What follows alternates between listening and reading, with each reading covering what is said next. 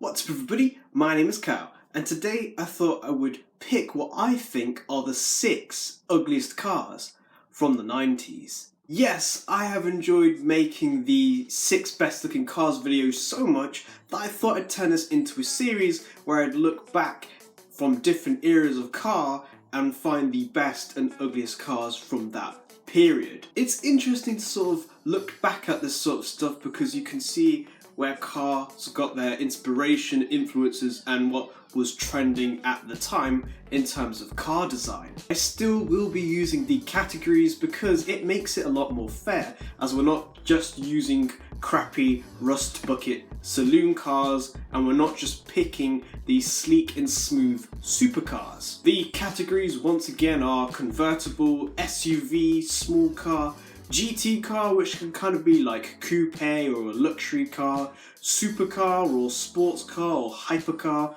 and then general car, which can be more or less anything. So it can be like an MPV like the SsangYong Rodius, or it can be a hypercar, supercar like the Pagani Zonda F. Of course, you guys may have a different opinion to me, so please comment down below using the categories what you think are the 6 ugliest cars from the 90s, and give your reasons why you may agree or disagree with my picks as well. So let's begin with the ugliest convertible from the 90s, and this goes to the Suzuki X90. So one of my favourite comments about this car is the longer you look at it, the stupider it looks. And you know what? I have to agree with them on that, because to me, it looks like a mouse at the front, and at the back it looks like an elephant. This car is trying to be too many cars in one. It's trying to be a small car, it's trying to be a sports car in a way because it's got a spoiler on the back and no one knows why it does. And it's trying to be an SUV. It really needs to make up its mind. The Targa styled roof just looks terrible. It's like a last minute decision that they decided to make it a convertible by removing the top panel off of the car. And from every angle it just makes the car look stupid. The Suzuki X90 was apparently designed for younger people, the type of people that wanted to have fun and explore. But I don't think a lot of young people would want to be caught dead driving this car. In fact, I think they would turn and run the other way. The funniest thing about this car is that it was designed to be an SUV, but yet it had no back seat, really bad boot space, and had no off-roading capabilities at all. So it was ugly and bad at what it was designed to do. Like me. Moving on to the ugliest SUV, which goes to the Isuzu V-Cross. I am aware of how ugly the Pontiac Aztek is, but I feel like the Isuzu basically was the inspiration for the Aztek because this thing just looks absolutely terrible. It's a big blobby looking car. It's got this really stupid two-tone paint that I really hate. I really just don't like the black bumper bits. It just makes the car look a bit more uglier than it is. The chrome wheels on this car make it look more cheap and horrid. I understand that back in the 90s, I think chrome was quite a big trend back in the day. But today, I don't think it's done any favours for the Isuzu. The worst part about this car? It's definitely the front end by far. Those tail lights are so awful. They look like 2 miniature blobs, and the front grille just looks terrible along with it. Moving on to the ugliest small car, and this goes to the 1995 Lancia Ypsilon. Lancia are a very iconic Italian brand with a lot of racing heritage behind it. They've produced some really cool and interesting cars such as the Stratos, the 037, the Montreal, the Fulvia, and my all-time favourite, the Delta Integrale.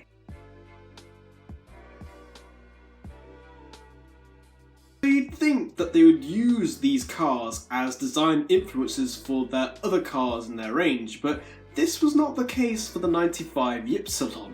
The back end of the car is a bit too tall, and the tail lights and headlights look really ugly.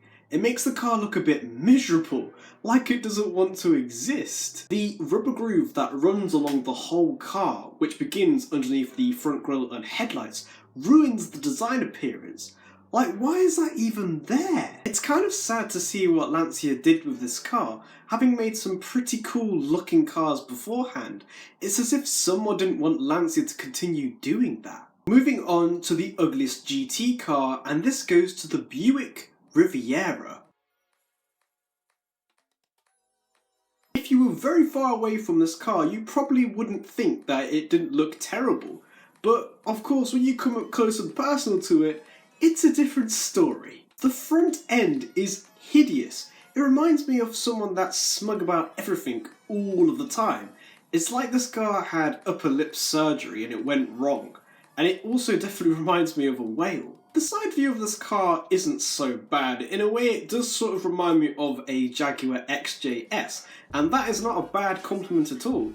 Of course, only when you look at it from different viewpoints, it's far from a Jaguar XJS. The Riviera is definitely an old man's car, but if you are an old man, I am highly certain that you don't want to spend your money on this thing. Moving on to the ugliest supercar, which goes to the 1995 Ferrari 512M Testarossa. The original 1984 Testarossa looked incredible. It was very iconic as well, and it had some really cool side vents. But this iteration just looks really bad looking. Okay, so from the front, it doesn't really look that bad looking, but sadly it has lost those iconic pop-up headlights. But when you get to the back of the car, it looks dreadful. It sticks out for a start in comparison to the original 84 car, and the sole reason why the rear end looks terrible are the new taillights. They ruined the car. It's like they got plastic counters and stuck them on the back. The rectangular lights, the original lights, were far better. They complemented the rear a lot more. I'm not really a big fan of the wheel design on this particular version of the car. It makes it look like a Ricer-mobile. It's such a shame as well that Ferrari are on this list, but I suppose every manufacturer at one point has produced one ugly car. And finally, now onto the ugliest car in general, and this goes to the Fiat Multipla.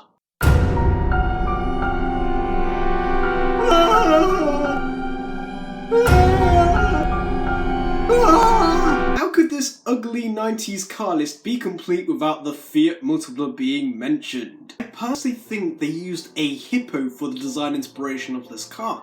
Just look at the upper part of the car and how it bulges out. It's shocking. It's like they put another car on top of it to make it some weird hybrid monster. I also think they took inspiration from various bugs as well, because the headlights do remind me of them. Wait, has it got 4 headlights? Why? I can only imagine what children must be thinking if they ever get picked up or dropped off by this thing to school. Why, Dad?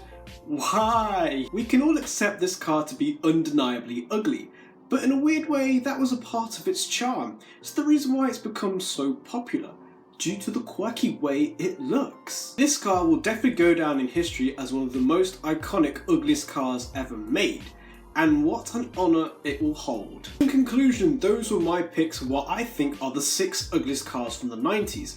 Of course, you guys may have a different opinion to me, so please comment down below what you think are the 6 ugliest cars from the 90s using the categories that I have used.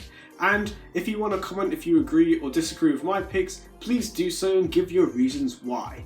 Like and subscribe, and I'll see you guys next time. Bye!